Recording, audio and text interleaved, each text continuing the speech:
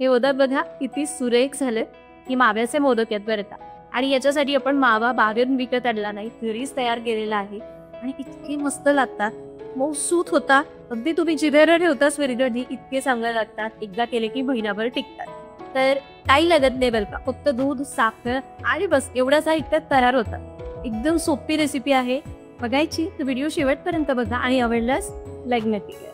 नमस्कार, सरिताच्या स्वयंपाकघरात म्हणजेच आपल्या सरिताज किचनमध्ये आज आपण करणार आहोत मावा मोदक. तुम्हाला समजलंच असेल, एकदम मऊ लुसलुशीत असे मावा मोदक जे एकदा केले की 15 ते 20 दिवस आरामात टिकतात, खराब होत नाहीत.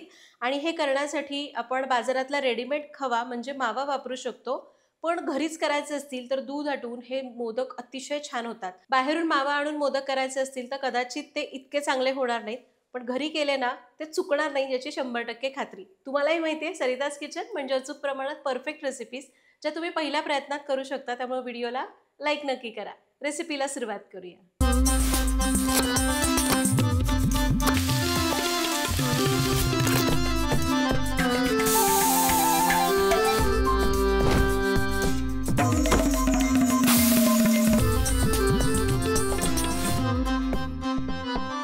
सगळ्यात पहिल्यांदा यासाठीचं साहित्य सांगते. अगदी हाताच्या एका बोटावर मोजता येईल इतकं साहित्य लागतं. त्यासाठी आपण घेतलंय 1.5 लिटर म्हशीचं दूध म्हणजेच फुल क्रीम दूध. त्याचबरोबर आपल्याला लागेल पाऊण कप साखर, 10-12 केशराच्या काड्या, थोडीशी वेलची पावडर आणि 1 ते 2 चमचे साजूक तूप. साहित्य बघितलं. आता माव्याचे म्हणजे खव्याचे मोदक करायचे, त्यासाठी आपल्याला हे दूध आटवून घ्यायचंय. गॅस मी दूध खरं तर आधीच उकळून घेतलं होतं. गॅस मोठाच ठेवलाय. दुधाला एक उकळी आणूया. तर हे बघा दुधाला उकळी आलेली आहे. दुधाला उकळी आली. आता गॅस मध्यम करायचा किंवा तुम्ही समोर उभं राहताय तर गॅस मोठा ठेवला तरी पण चालेल. आता गॅस मोठा ठेवतेय मी आणि याच्यावरची साय मोडत मोडत सतत ढवळत हे दूध आटवून घेणार आहे. किंवा गॅस मध्यम करायचा आणि दर 1-1 मिनिटांनी कडेची साय मोडून याला मिसळून घ्यायचं म्हणजे पटकन खवा तयार होतो.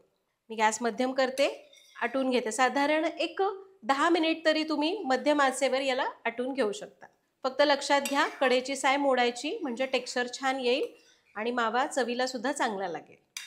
तर हे बघा जवळपास 20 ते 25 मिनिटं मध्यम आचेवर मी याला आटवून घेतलंय. कडेकडेची साय मोडून घेतली आणि हे बघा दूध इतकं घट्ट झालंय. जवळपास दूध आपलं 60% आटलेलं आहे. अजून एक इथून पुढे 15 मिनिट लागतील. आता या स्टेजला यामध्ये घालूयात केशराच्या काड्या. तुम्हाला पाहिजे तर तुम्ही इथं रंगाचा वापर करू शकता. याला मिक्स करूयात आणि अजून आटवून घेऊ. आता मात्र गॅस मोठा करायचा नाही, मध्यम करा किंवा कमी करा आणि याला अजून असं छान दाणेदारपणा, रवाळपणा येईपर्यंत, मावा कसा असतो म्हणजे खवा तसं होईपर्यंत परतून घेऊया. मी तुम्हाला सांगेन की मला एकूण किती वेळ लागला. तर अजून एक 10 मिनिटं आणि सुरुवातीपासून आत्तापर्यंत एकूण 40 मिनिट झालेली आहेत. आणि हे बघा आता हे असं आटलेलं आहे. बऱ्यापैकी खवा आता पटकन तयार होणार आहे. पण यामध्ये आपल्याला या स्टेजला घालायची आहे साखर. साखर कधीही खूप सुरुवातीला घालायची नाही, मग बासुंदी करताय, रबडी करताय, शेवटी घालायची. साखर जर आधीच घातली तर ती जो काही पदार्थ आहे तो खूप चिकट होऊ शकतो. आता या स्टेजला यामध्ये घालायची आहे साखर. साखर घातली की हे पुन्हा थोडं पातळ होणार, साखरेचं पाणी सुटतं म्हणून. आता गॅस मी थोडासा वाढवते आणि साखर याच्यामध्ये विरघळल्यानंतर याला पुन्हा अजून घट्ट होईपर्यंत परतून घेणार आहे. तर हे बघा साखर घातली आहे, साखर पूर्ण विरघळली आहे. आता आपण गॅस एकदम कमी करूयात आणि अजून एक 10 मिनिटं याला मंद आचेवर परतून घेऊ, जेणेकरून आपल्याला याला खव्याची म्हणजे माव्याची कन्सिस्टन्सी मिळेल आणि आपण मग गॅस बंद करून पुढची प्रोसेस करायची.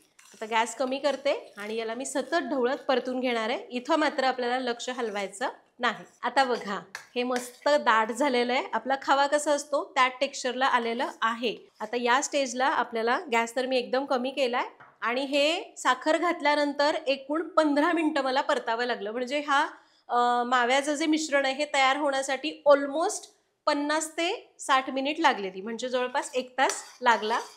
आता यामध्ये घालूयात वेलची पावडर. जर तुम्हाला आवडत असेल तर, नाही घातली तरी पण चालेल.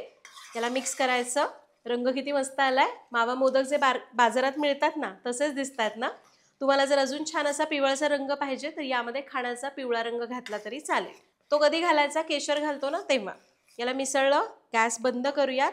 याला एका ताटामध्ये काढू आणि पूर्ण गार होऊन देऊ.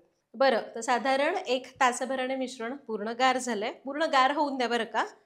आता इकडे मी घेतलाय मोदकाचा साचा. मावा मोदक एकदम छोटे छोटे असतात, इटुकले पिटुकले. तर हा असा 4 मोदकांची पट्टी आहे माझ्याकडे.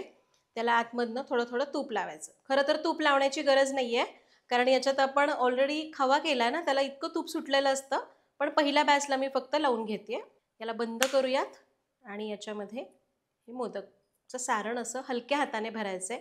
हाताला थोडं तूप लावायचं, कारण हे खावा आहे ना, त्यामुळे थोडंसं चिकट होतं हाताला. तुम्हाला वाटलं की मिश्रण पातळच राहिलंय तर थोडंसं पुन्हा कढईमध्ये टाकून परतून घ्या. याला मी असं थोडंसं लांबट करून घेते, म्हणजे मग साच्यात व्यवस्थित भरता येईल.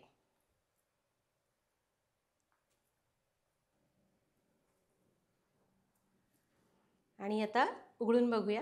हे बघा, सुरेख झालेत ना मोदक. फक्त काय होतं, आपण याला फोल्ड करतो ना, त्यावेळी कडेचं थोडंसं एक्स्ट्राचं चिकटलं जातं, ते काढून घ्यायचं आणि मोदक बाहेर काढायचं.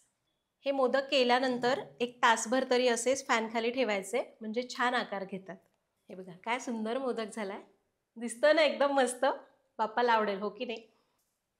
तर आता हे उरलेले सगळे मोदक मी असेच करून घेते. आणि हे घ्या, आपले हे मस्त मऊ लुसलुशीत जिभेवर विरघळणारे, अजून काय काय म्हणू तुम्हीच सांगा, मोदक तयार झालेले आहेत. इकडं हे छान दिसावे म्हणून छोट्या प्लेटमध्ये काढलेत. अजून इकडे मोदक तयार आहेत.